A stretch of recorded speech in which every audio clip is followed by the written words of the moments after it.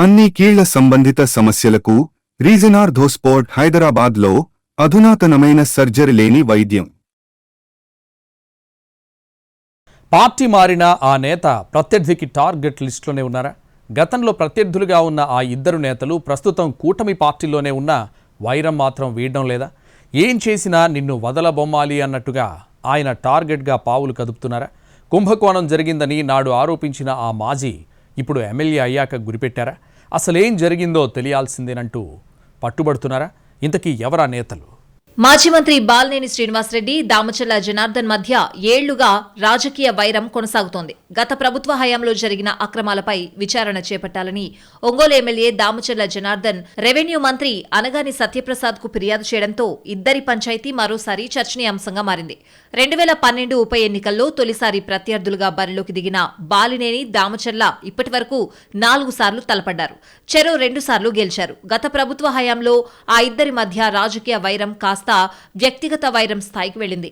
3 నెలల క్రితం వైసీపీకి గుడ్ బై చెప్పి జనసేనలో చేరారు బాలినేని. బాలినేని రాకను తీవ్రంగా వ్యతిరేకించిన దామచర్ల జనార్దన్ ఆయన్ను జనసేనలో చేర్చుకోకుండా ఉండేందుకు చేయాల్సిన అన్ని ప్రయత్నాలు చేసినా ఆపడం సాధ్యం కాలేదు. ఆ తర్వాత బాలినేని రాకను స్వాగతిస్తూ జనసేన శ్రేణులు పెట్టిన ఫ్లెక్సీలను దామచర్ల వర్గీయులు చించేశారు. అనంతర పరిణామాలతో జిల్లా జనసేన అధ్యక్షుడు రియాజ్, ఆ పార్టీ నేత కంది రవిశంకర్తో జట్టు కట్టారు దామచర్ల. అయితే బాలినేనితో మాత్రం వైరాన్ని కొనసాగిస్తున్నారు. గత ప్రభుత్వ హయాంలో ప్రతిపక్షంలో ఉన్న దామచర్ల జనార్దన్ బాలినేని టార్గెట్ చేసేందుకు దొరికిన ఏ చిన్న అవకాశం వదలలేదు. ముఖ్యంగా నకిలీ స్టాంప్ పేపర్లతో జరిగిన పలు భూ అక్రమాల విషయంలో బాలినేనిపై తీవ్ర ఆరోపణలు చేశారు. అప్పట్లో అధికార పార్టీలో ఉన్న బాలినేని పట్టుబట్టి సిట్ వేయించారు. అక్రమాలపై విచారణ కూడా జరిగింది. పలువురిని విచారించిన సిట్ అధికారులు ఎన్నికలు రావడంతో సిట్ విచారణ ఆగిపోయింది. అదే సమయంలో ఒంగోలులో పేదలకు ఇళ్ల స్థలాల కోసం అగ్రహారం, వెంగముక్కలపాలెం గ్రామాల్లో దాదాపు 536 ఎకరాల భూసేకరణ చేశారు. ఒక్కో లబ్ధిదారుడికి 7 గదులు చొప్పున అప్పటి సీఎం జగన్ చేతుల మీదుగా 20,840 మందికి రిజిస్టర్డ్ పట్టాలందజేశారు. అటు నకిలీ స్టాంప్ పేపర్లు, ఇటు ఇళ్ల స్థలాల కొనుగోళ్లలో అవకతవకలు జరిగాయంటూ ఆరోపణలు చేస్తూ వస్తున్నారు. ఆ తర్వాత బాలినేని జనసేనలో చేరడంతో బహిరంగంగానే ఆయన్ను టార్గెట్ చేస్తున్నారు.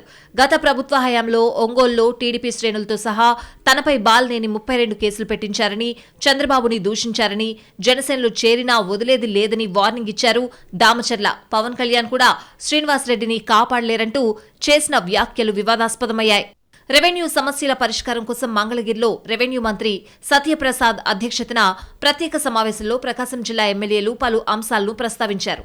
వైసీపీ హయాంలో జరిగిన భూదందాలు, ఆక్రమణలపై విచారణ జరిపించాలని కోరారు. ఇళ్ల పట్టాల పంపిణీలో జరిగిన అవకతవకలపై పూర్తిస్థాయి విచారణ జరిపించాలని కోరారట. నకిలీ స్టాంప్ పేపర్ల కేసు కోసం ఏర్పాటు చేసిన సిట్ రిపోర్ట్ ఏమైందో కూడా తెలియదని ఫిర్యాదు చేశారట. దీంతో మంత్రి అనగాని డీటెయిల్డ్ రిపోర్ట్ ఇవ్వాలని అధికారులకు ఆదేశాలిచ్చినట్లు తెలుస్తోంది. మరోసారి బాలినేని దామచర్ల డైరెక్ట్ గా టార్గెట్ చేసినట్లు చర్చ నడుస్తోంది.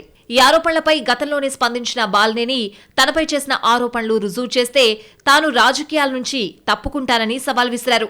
మరోసారి ఇదే వ్యవహారం చర్చకు రావడం, మంత్రి విచారణకు ఆదేశించడంతో ఏం జరగబోతోందన్న ఉత్కంఠ నెలకొందట. దామచర్ల ఫిర్యాదు వ్యవహారాన్ని సీరియస్ గానే తీసుకుంటారా? విచారణ జరిపిస్తే దాంట్లో ఏం తేలుతుంది? ఈ అంశం ఏ టర్న్ తీసుకుంటుంది అనేది ఆసక్తికరంగా మారుతోంది.